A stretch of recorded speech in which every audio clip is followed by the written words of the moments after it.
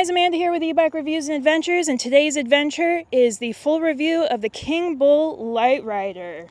So let's go ahead and get started. Alright, so starting on the front here, we have 4-inch all-terrain knobby tires.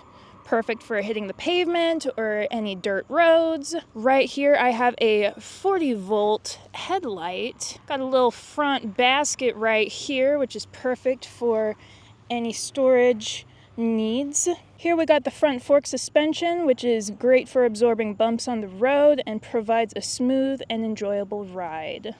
Up here we have our folding and adjustable handlebar stem. Here on the left side we have our left handlebar grip.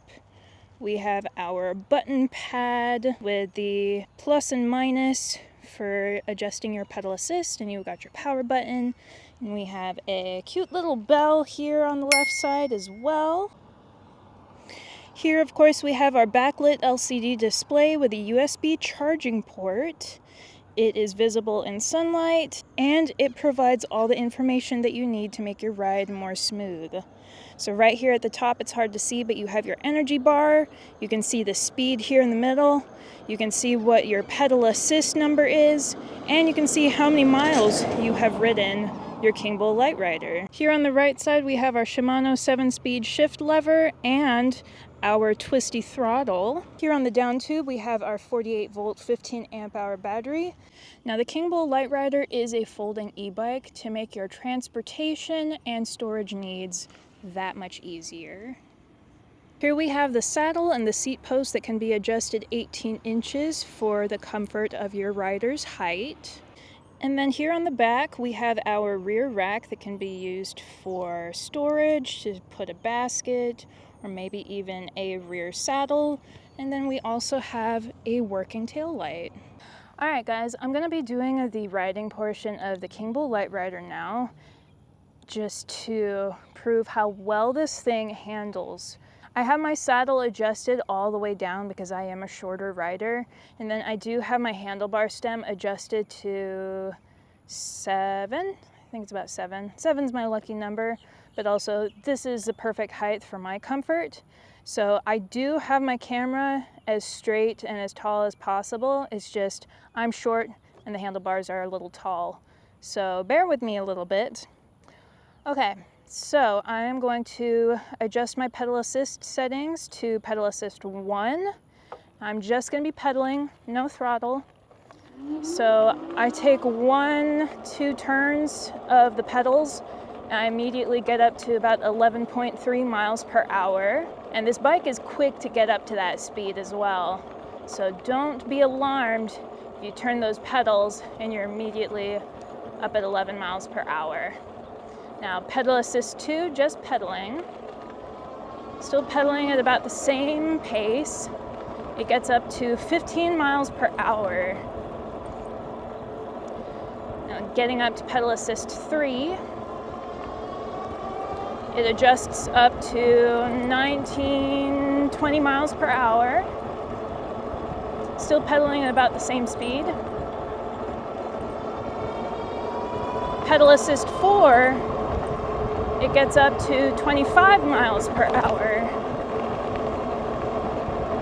And then pedal assist 5.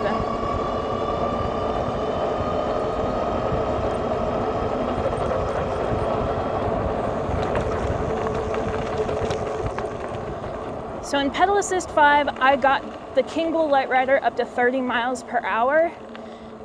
Now on their website it says that it has a top speed of 28 miles per hour, but it all depends on the terrain that you're riding on, and weight does play an important part as well. But it is capable of getting up to 30 miles an hour. So I'm gonna go ahead and stop right here. Brakes work great. There's no squealing. I'm gonna go back down to 0. All right, so putting the bike in pedal assist 1, I'm just going to be using throttle.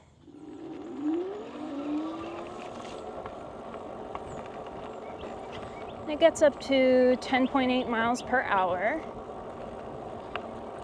And in pedal assist 2,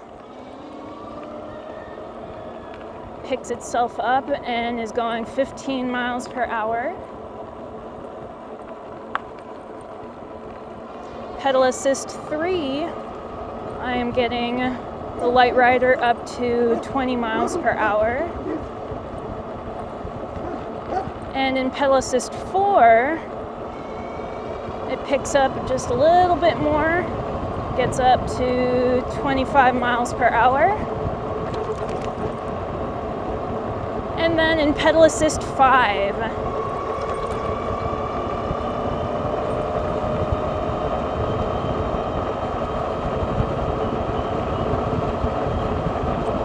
we get it up to 30 miles per hour. So there really isn't a difference if you want to ride with throttle or if you're pedaling. The pedal assist is going to remain the same either way. Now, I really like the Kingbull Literider because it is not as noisy as some bikes are. I mean, the motor to me is white noise because I'm riding e-bikes just about every day, so it doesn't bother me as much. It does brake well, it handles well. It's a pretty lightweight bike, and it does have a weight capacity of 400 pounds, mind you. So it's a fast, powerful, and a strong e-bike. I really like it. So let's go ahead and get some B-roll.